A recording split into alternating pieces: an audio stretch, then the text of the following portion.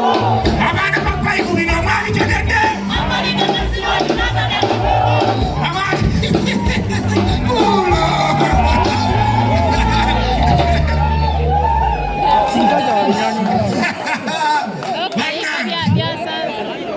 Nze ne leero navudde eyo bukunjanja mu kyakazi kya Buyane Kitanzi sekutabaza njiri.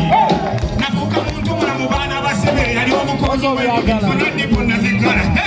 Namugungu omera kunyenyeza n'okulya